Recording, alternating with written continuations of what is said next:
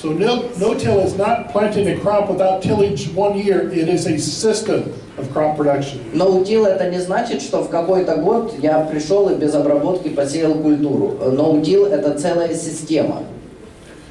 We will see a demonstration tomorrow using the rainfall simulator. Завтра вы увидите демонстрацию. Мы будем использовать этот симулятор осадков. We will see tilled soil with no residue has a lot of erosion and runoff. Вы обратите завтра внимание, что с обработанной почвы стекает намного больше воды и так намного сильнее эрозия. Leaving residue on the tilled soil reduces crusting. We have less runoff. Если оставлять на почве растительные остатки, то меньше горка и, следовательно, меньше сток. Better yet, no-till soil structure has less runoff. Даже вот на no-till просто без растительных остатков все равно меньше сток. And no-till soil structure with residue has very little runoff, very little erosion.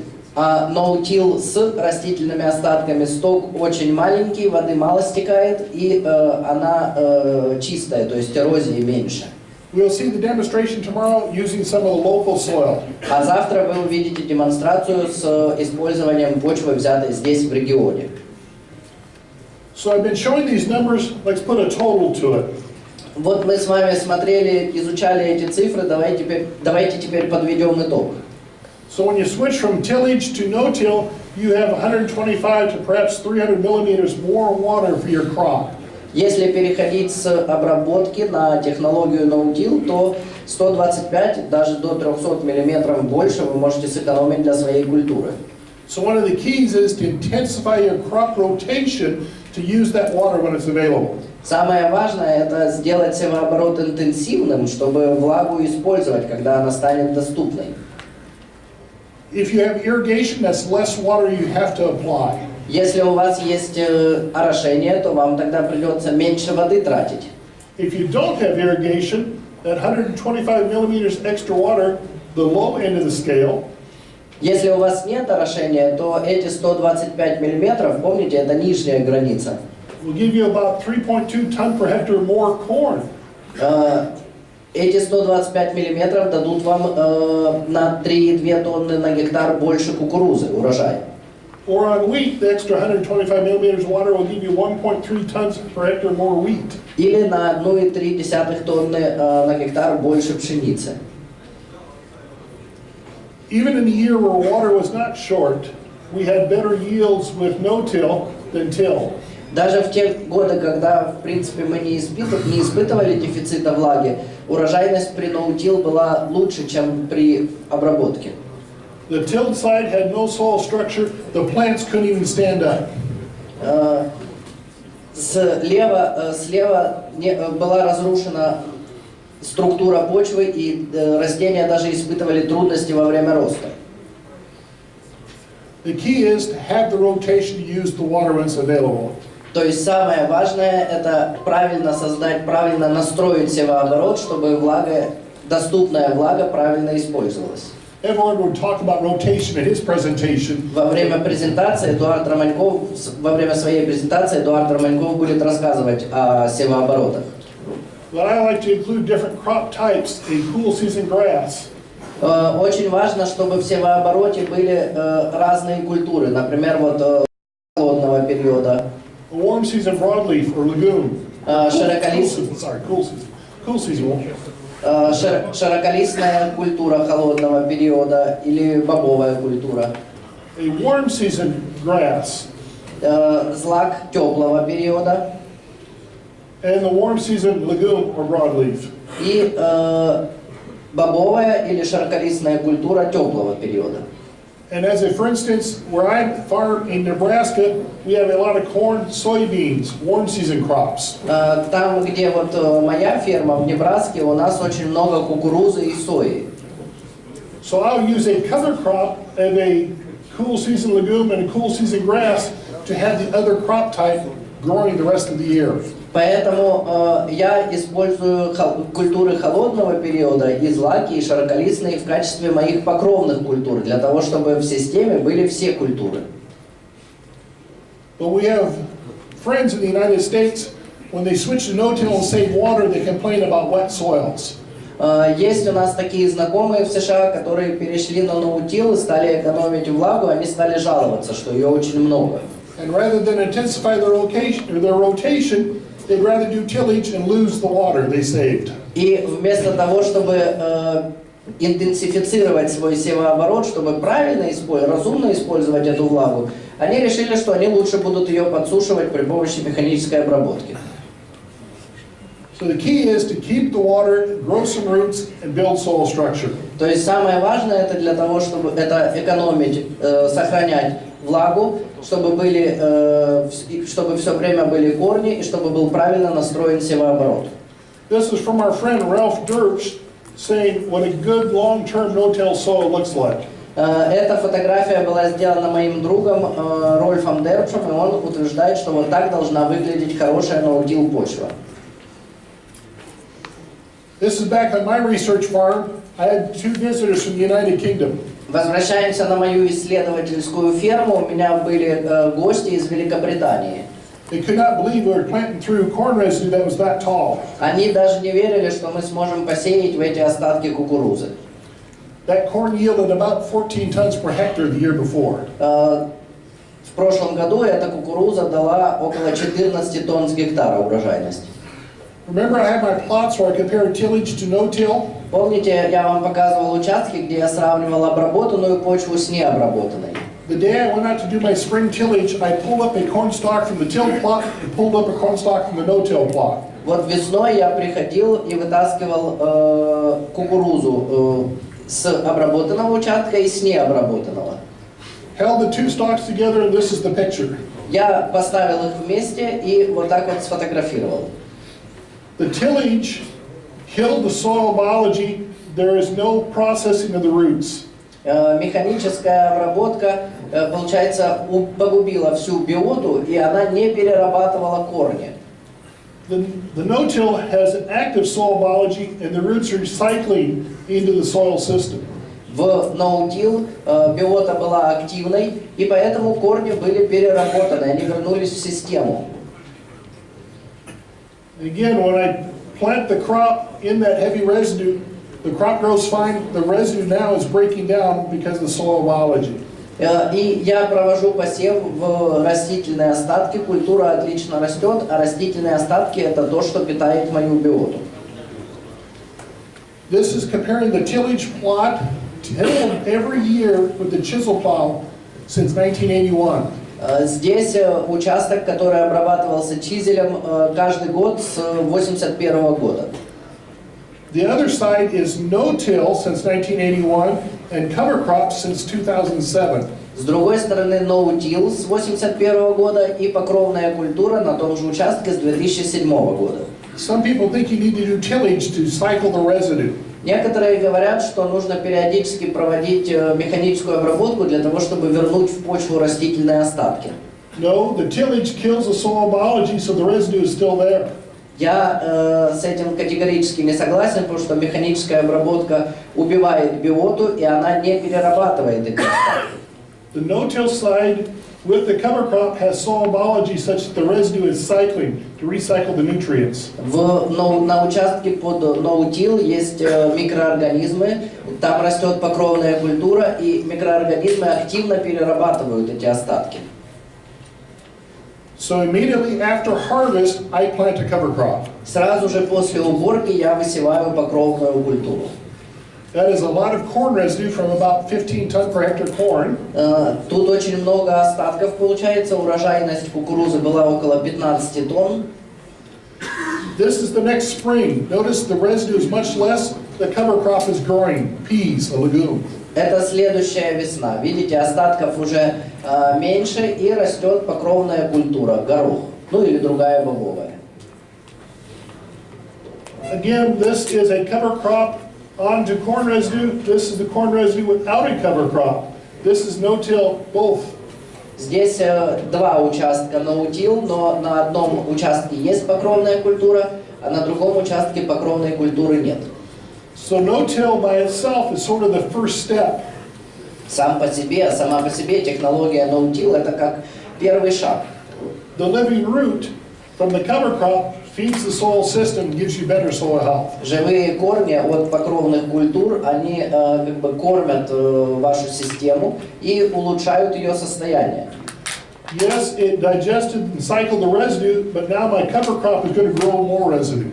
В принципе, те растительные остатки, которые лежали на поверхности, были переработаны, однако у меня здесь растет покровная культура, которая даст еще остатки. And so I want to increase biological diversity in the field. И наша цель должна быть увеличить биологическое разнообразие в наших полях. I want to put new crops in the rotation. For my producers in Nebraska that grow corn and soybeans, there are many new crops available. Я всегда фермерам говорю, тем, которые выращивают кукурузу и сою, я говорю, что на самом деле на рынке продаются и другие семена. Some of you already produce perhaps 5 to 10 different crops. Возможно, некоторые из вас, из тех, кто находится сейчас в зале, выращивают уже от 5 до 10 культур. But one of the things to consider is if you have livestock, put some forages in the rotation. Если у вас есть, например, животные, то задумайтесь о том, чтобы фуражные культуры также выращивать в севообороте. And if you don't have cover crop or don't have livestock, just use cover crops, get the living root. Если у вас нет животных, то выращивайте просто покровные культуры, чтобы в почве находились живые корни. Again, from my friend Ralph Dirks, a cover crop suppressing all the weeds. И фотография тоже сделана Рольфом Дерпшем.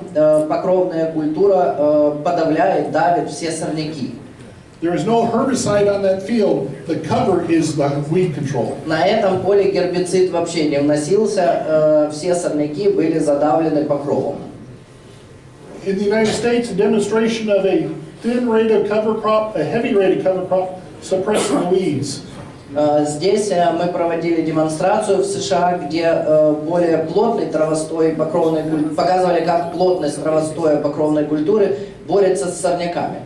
Notice the weeds in the gap between the two plots. Обратите внимание, между двумя участками, там, где ничего не растет, там растут сорняки. If you don't have something growing, Mother Nature will grow something to protect the soil. Если вы ничего не выращиваете, на этом месте что-то начнет выращивать природа, потому что природа стремится заполнить эту пустоту. Agrisoyas, I visited their farm in 2012. В 2012 году я был на ферме в Агросоюзе. With different cover crops, they left one opener of the drill plugged up, so there's no cover crop. Высевая покровные культуры, они заблокировали один сошник для того, чтобы вот оставить просто строчку. Notice where the cover crop was growing, there are no weeds, but where there was a no cover, weeds grew. Обратите внимание, что там, где есть покровная культура, там сорняков нет, а там, где был заблокированный сошник, там выросли сорняки. I would rather grow a cover crop, something I can control, than weeds, which are a pest. Я бы лучше выращивал покровные культуры, то есть то, что я могу контролировать, а не сорняки, которые в принципе считаются вредителями. But I have a lot of producers tell me they don't have enough water for the cover crop. Но, тем не менее, многие производители говорят мне, что у нас недостаточно влаги для того, чтобы выращивать покровную культуру. But any weed that's growing is going to use water, and it's going to produce seeds to be a pest next year. Но сорнякам-то хватает этой влаги, они же растут, а если растут сорняки, значит они могут дать семена, которые в следующем году, с которыми в следующем году придется бороться. Also, some producers remove the residue, and that increases evaporation, wasting water. Некоторые производители снимают, убирают полностью растительные остатки, и это приводит к очень большому расходованию воды. Into wheat stubble, I seeded a cover crop the day after harvest. В стерню пшеницы я высеваю покровную культуру сразу же после уборки. This tall cover crop was seeded the day after harvest. The short cover crop was seeded only 1 week later. Высокая покровная культура была посеяна сразу же после уборки, а низкая покровная культура на этой же фотографии была посеяна всего лишь через неделю. Without a cover growing there for that week, some soil moisture was lost to evaporation. Пока неделю на этой почве ничего не росло, из-за испарения была потеряна влага. and sunlight energy and carbon dioxide were not growing a plant. И солнечная энергия, углекислого газа не хватало для того, чтобы росло это растение. And again, if you're trying to feed livestock, I'm trying to grow plants.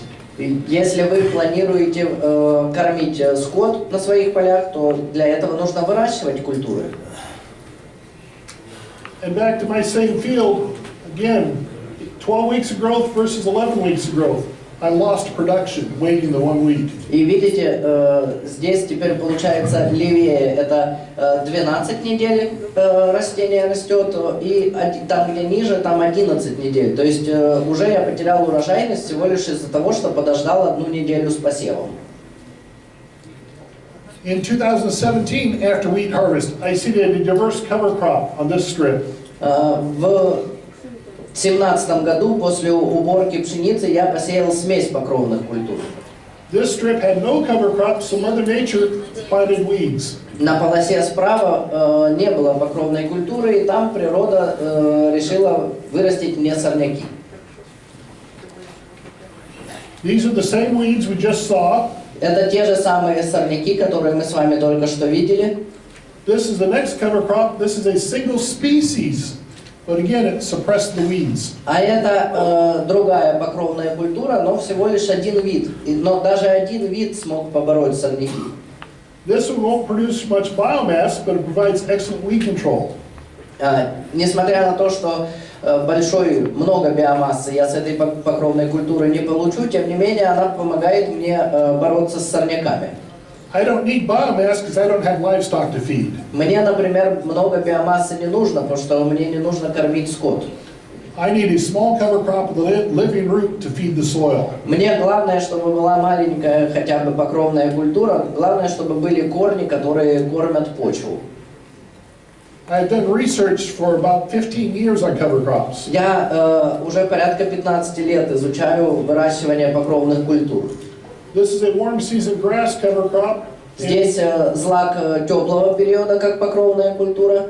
And a warm season legume cover crop. И бобовая культура теплого периода, тоже покровная. Compared to no cover crop, and we have replicated strips. По сравнению с отсутствием вообще покровных культур, и мы вот эти полосы повторяли несколько раз. So when the wheat was harvested, now my cover crop is harvesting sunlight and carbon dioxide to feed the soil. После того, как убрали пшеницу, моя покровная культура, получается, потребляет СО2 и направляет его для кормления почвы. Being warm season crops, the frost in winter kills them. I don't have to spray them. Поскольку это культуры теплого периода, они зимой погибают, и мне совершенно не нужно их никак обрабатывать. I now have extra carbon biomass, I have extra nitrogen. И получается у меня и дополнительный углерод поступает в систему, и дополнительный азот. Which cover crop do you grow? Какую покровную культуру вы выращиваете? I can buy nitrogen, I cannot buy carbon. I like carbon cover crops. Ну, в принципе, можно купить и азот, в принципе, можно купить и углерод, но я предпочитаю их получать из культур.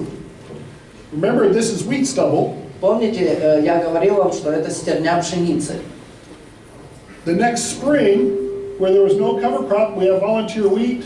Where I had the carbon cover crop, there's no volunteer wheat.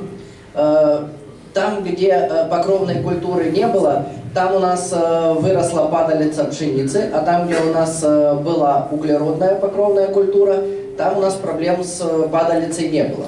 So the cover crop saved me a herbicide application by preventing volunteer wheat. Таким образом, благодаря покровной культуре я сэкономил на обработке гербицидной, потому что сама покровная культура подавила все сорняки. We planted corn into this. В это поле мы посеяли кукурузу. Again, the carbon cover crop, I had no weeds. Там, где у меня была углеродная покровная культура, там у меня не было сорняков. Where there was no cover crop, there are weeds. А там, где покровной культуры не было, там выросли сорняки. So now I had to do a post-emerge application where I had no cover crop. Поэтому тот участок, где не было покровной культуры, мне пришлось обрабатывать послевсходовыми гербицидами. Near harvest time, where I had the cover crop, no weeds. Практически время уборки, там, где была покровная культура, сорняков все еще нет. The non-cover crop side had weeds, even though it had 2 herbicide applications. Та сторона, где не было покровной культуры, сорняки есть, несмотря на то, что дважды обрабатывали гербицидом. So I look at weed control, I also look at temperature management. Помимо управления сорняками, я еще управляю температурой. This is back to my tillage plots, where I have no-till grain sorghum versus tilled grain sorghum. Возвращаемся к моим экспериментальным участкам, где выращивалась сорго с обработкой и без обработки. The residue kept the sunlight off the soil surface and kept the moisture there, so the soil was cooler. Растительные остатки не пропускали много солнечного света, не давали испаряться влаги. Следовательно, с той стороны, где были растительные остатки, почва была прохладнее. 5 days of hot weather, 38 degrees Celsius in June, made the grain sorghum go dormant. 5 дней температуры 38 градусов Цельсия в июне. При таких условиях сорго как бы впадает в спячку. When it rained, it started to grow. Но когда идет дождь, она возобновляет рост. But the no-till out-yielded the till by more than 2.2 tons per hectare more. Но на участке no-till все равно на 2,2 тонны урожайность была выше. If we think about soil temperature and soil biology, it becomes important. Важно думать не только о самой температуре, но и о биологии почвы. Here is in the first day of spring, June 21, 2017. Это 21 июня 2017 года. The sun was directly overhead at lunchtime. That's why there's no shadow. Солнце прямо в зените, поэтому никаких теней здесь нет. The thermometer on the side of the barn is in the shade. My infrared thermometer, it says it's 30 degrees C in the shade. В тени инфракрасный термометр показывал 30 градусов Цельсия. Take that thermometer and shoot. The growing crop is actually cooler because the crop gives off moisture to cool itself.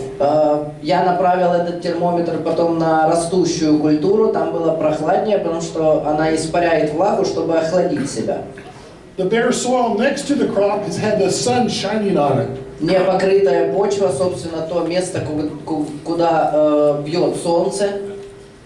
The bare soil much hotter. Там на непокрытой почве температура намного выше. Now I like to eat. Я вот люблю покушать. Take a steak, put it on the grill at 56 degrees centigrade, 5 minutes, it's safe to eat. You killed all the bacteria. Если взять, например, кусок мяса, вот стейк, и положить на решетку гриля при температуре хотя бы 56 градусов, 5 минут с одной стороны, 5 минут с другой стороны, то все, что могло жить в этом мясе, погибает, уже будет безопасно его есть. But imagine the bacteria in the soil, not 5 minutes, maybe 5 hours. А теперь представьте, что такая температура действует на бактерии не 5 минут, а может быть и 5 часов.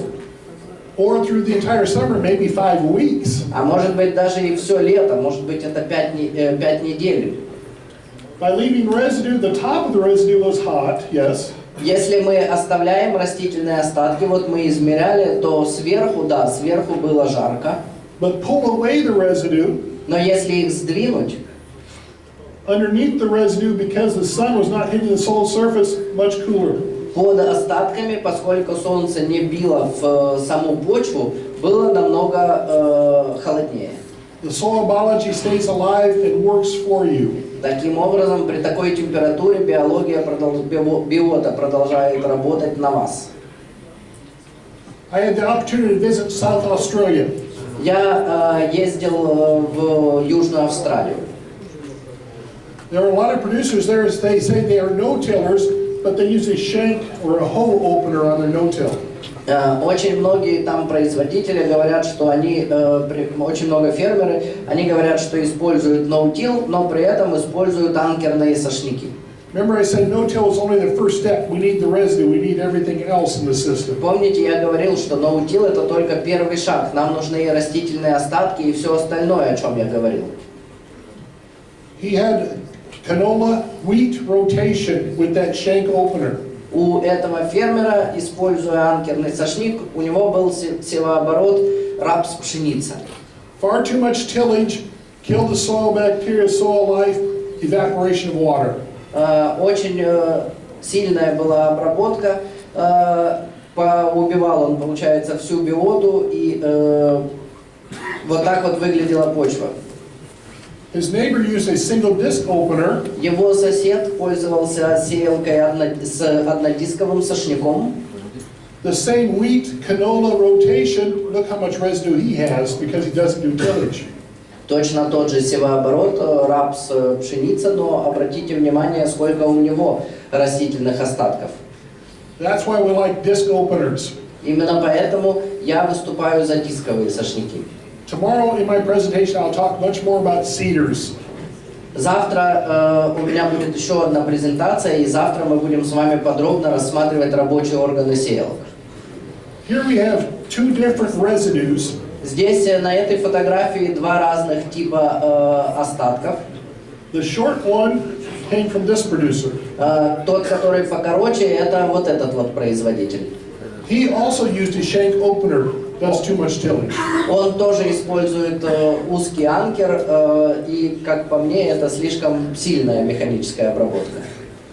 He also harvested the residue, taking away the carbon. Он также и забирает растительные остатки, следовательно, забирает углерод. He also grazed sheep. I don't know what they were eating, but they were out there. Он также выпасает на своих полях овец. Не знаю, что им там осталось покушать, но тем не менее, когда я был в Австралии, они паслись. And his soil looked dead because it had no protection. И почва выглядела мертвой, потому что никакой защиты ей обеспечено не было.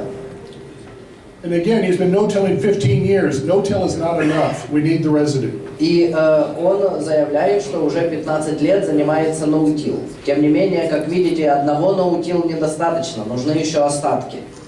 His neighbor had stripper head harvest wheat stubble. У его соседа он использовал для уборки пшеницы очесывающую жатку. And again, a close-up, the neighbor had soil biology cycling the roots. И при увеличении, обратите внимание, биота съела корни его растений. Without residue, he's no-till, but there's still no soil biology. The roots are not decomposing. А вот там, где не было растительных остатков, там биота не работала, и, следовательно, у этих остатков корни не переработались.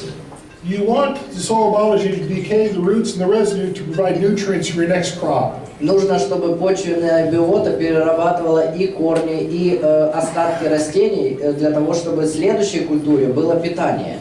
And again, Edward will talk about nutrient management as well. Эдуард Романьков будет говорить о питании растений тоже. In South Australia, in an area of only about 250 millimeters of rainfall, В Южной Австралии, там, где осадков выпадает около 150 миллиметров, they said it was too dry to grow a cover crop. мне говорили, что это очень сухо для того, чтобы выращивать покровную культуру. I simply drug my foot. Я вот взял и пяткой провел. Where there was cover crop, there was actually more moisture where there was not a cover crop. Там, где росла покровная культура, там фактически влаги было больше, чем там, где она не росла. It's because the cover crop kept the sun and wind off the soil surface so the soil did not dry out. Именно потому, что покровная культура защищала почву от ветра и не давала влаге испаряться, поэтому почва не пересыхала. This is a producer who did a cover crop into wheat stubble. Этот производитель посеял покровную культуру в стерню пшеницы. I didn't think there was very much there. He was very excited. Ну, как мне казалось, что особо там ничего не посеяно, но он был очень счастлив. He said that little bit of a cover crop doubles his wheat yield for his next crop. Даже вот при таком количестве покровной культуры он говорил, что его урожайность следующей культуры может увеличиться в 2 раза.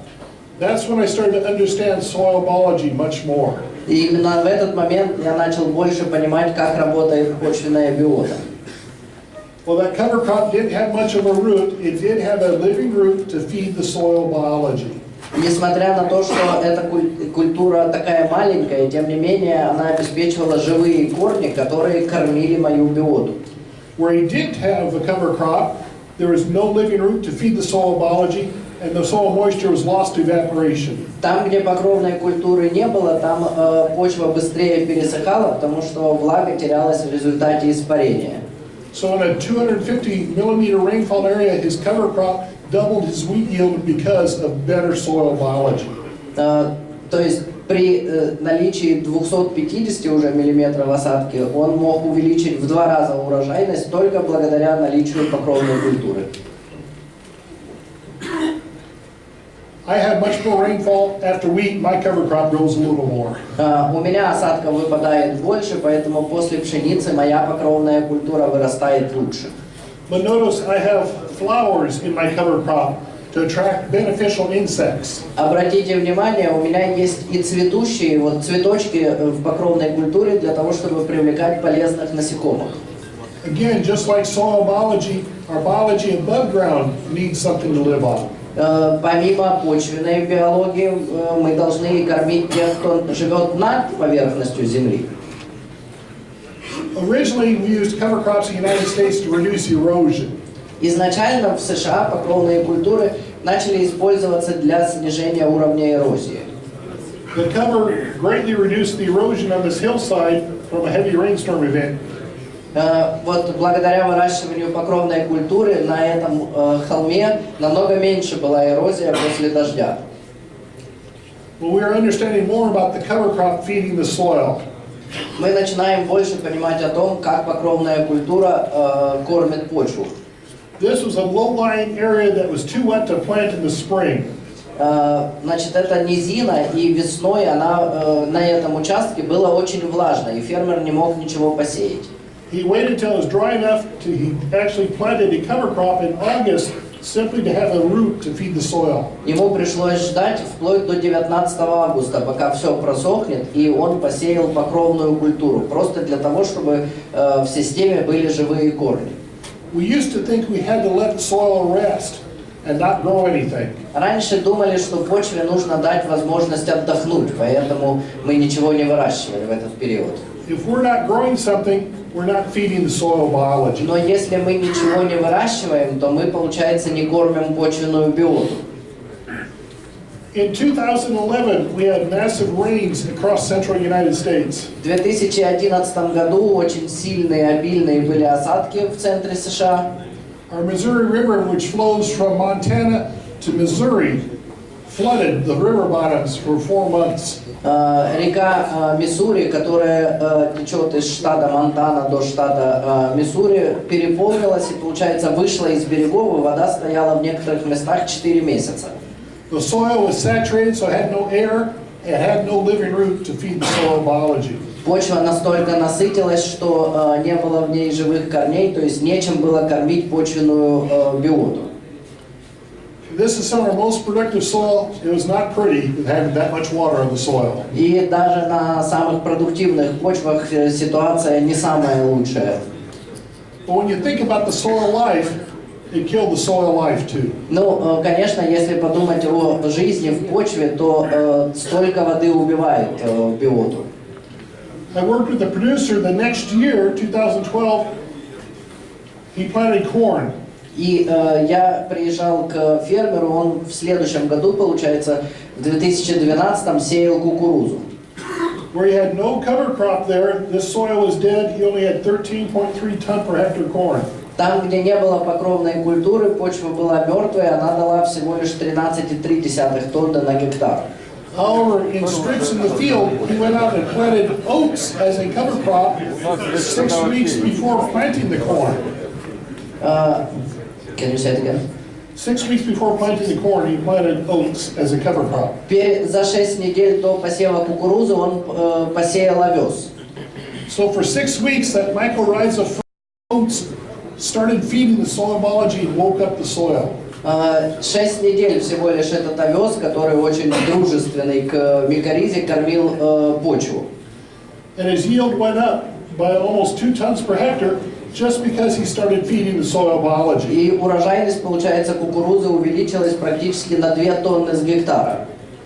He also used oats with a legume mix, peas, trying to wake up the soil. Для того, чтобы разбудить почву, он использовал в смеси овес и горох. It still woke up the soil, but it probably did not pay for the peas. Ну, почву он разбудил, но, наверное, не окупил горох. But the key is this was a soil that had been saturated and dead for a year. Just waking it up for 6 weeks gave him 2 times more corn. Но тут главное, нужно обратить внимание на то, что целый год почва была мертва, а потом всего лишь за 6 недель он ее разбудил и получил урожайность кукурузы на 2 тонны больше. So we need to think about having the living root in the soil. Мы должны думать о том, чтобы в почве были живые корни. We're taking the energy from the sun and the carbon dioxide from the air. Мы берем энергию солнца, мы берем из воздуха СО2. To put energy and carbon into the soil to feed the soil biology. И все это мы привносим в почву для того, чтобы прокормить почвенную биоту. This is one of our fields that originally only had about 12 centimeters of topsoil. Это одна из наших почв, верхний слой, был на ней всего лишь 12 сантиметров. With no-till, wheat, and cover crops, more roots into the soil. No-till, wheat, cover crops, we have more roots in the soil. Благодаря ноутил, благодаря пшенице и покровным культурам у нас в почве было больше корней. We're putting more carbon and energy in the soil, we are building our soil. Мы больше привносим углерода, больше энергии, то есть мы как бы строим нашу почву. Remember, it's a system: residue, living root, diversity. Помните, это система: растительные остатки, живые корни и разнообразие. If you use the internet, our University of Nebraska has a site called CropWatch. Зайдя в интернет, у нашего университета штата Небраска есть сайт, CropWatch называется. While it contains recommendations from Nebraska, it does contain general principles that apply almost anywhere. И на этом сайте не только для Небраски есть рекомендации, но и есть общие принципы, которые можно применить практически в любом уголке мира. More important in this photograph is to continue your learning. Тут самое главное это на фотографии, чтобы вы увидели, что люди учатся, и вы не должны прекращать учиться. Attend field days, look at the crop, and more important, look at the soil. Это день поля, обратите внимание на культуру, и самое важное, посмотрите на почву. Thank you very much. Большое спасибо.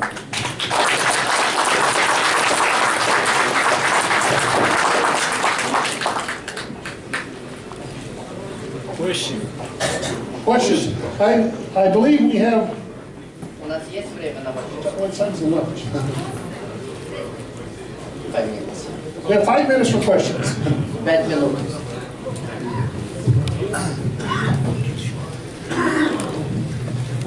Thank you very much for the presentation. It was very comprehensive and with a lot of data. So my question will be about this soil density. So you didn't mention about soil density in your presentation. What about soil density under the no-till system? Thank you. Вопрос о плотности почвы. Вопрос о плотности почвы в технологии no-till.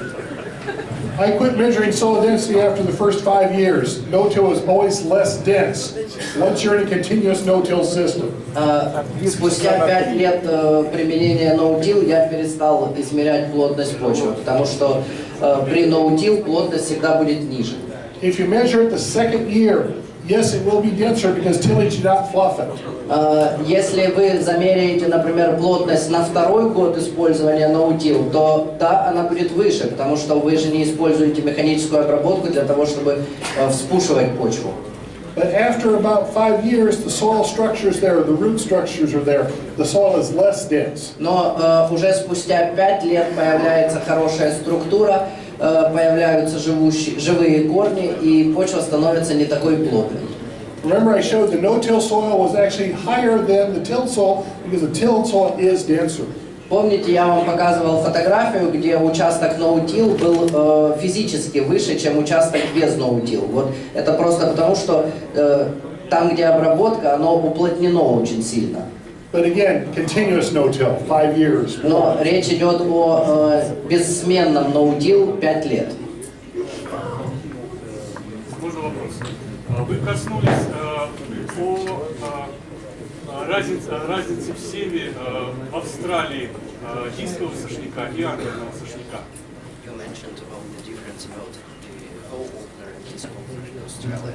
Какая разница урожайности у этих двух ферм? The question on hoe opener versus disc opener, yes, the disc opener will be roughly 10 to 20% more yield than the hoe opener. Грубо говоря, на 10-20% при дисковом сошнике урожайность выше, чем при анкерном сошнике.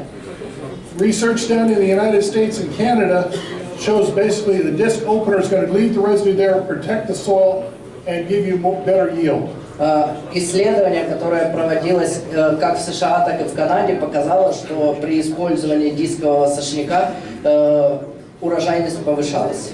I'll talk much more about the openers tomorrow in my machinery presentation.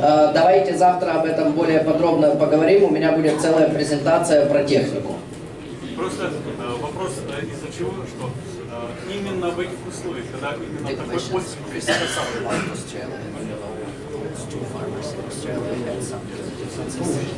Да, была разница. Можно еще? Значит, я рад видеть Пола Ясу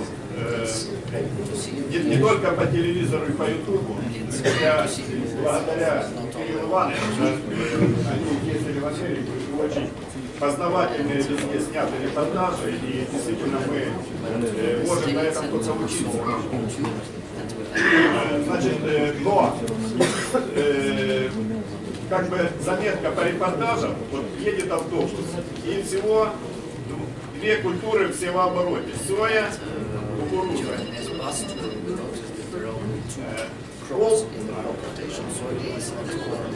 Пол сейчас сказал, надо иметь в севообороте от 5 до 10 культур. Как у него в хозяйстве? Да он же по кругу Как у него в закрывает. хозяйстве? Использует ли он коммерческий севооборот, или он делает такой севооборот, чтобы все эти пожнивные культуры с него и не зарабатывать деньги?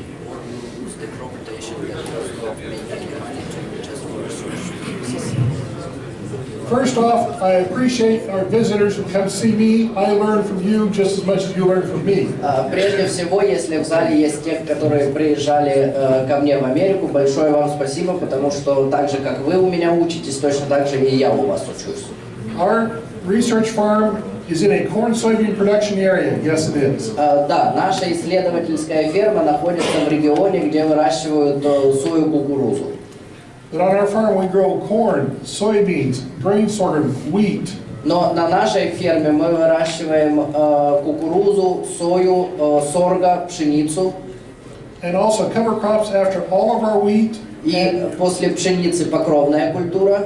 And we have some cover crops after corn and soybeans too. И даже после кукурузы и сои мы тоже выращиваем покровную культуру. Remember, my latitude is about 42 degrees, so my growing season is a little different than yours. Я нахожусь на 42-й параллели, то есть получается мой сезон вегетационный не совсем такой, как здесь.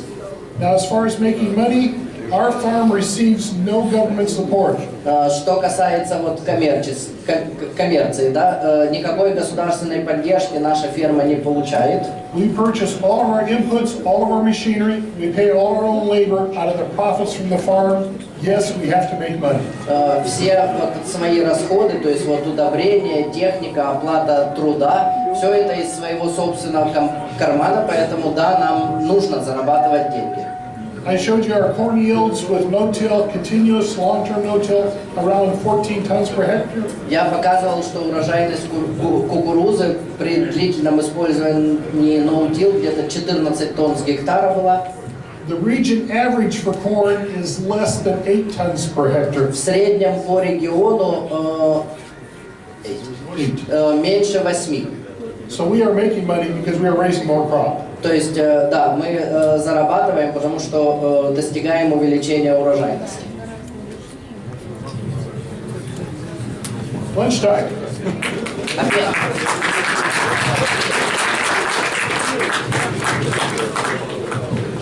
Сейчас несколько организационных объявлений.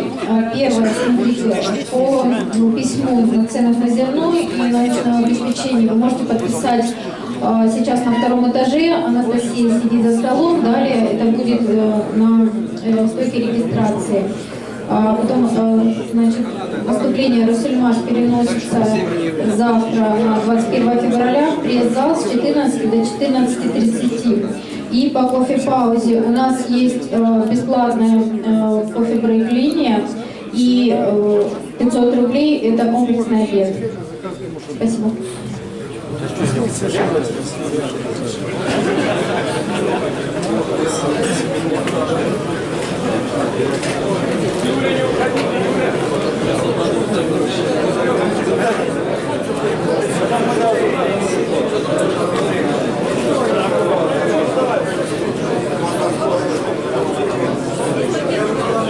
Для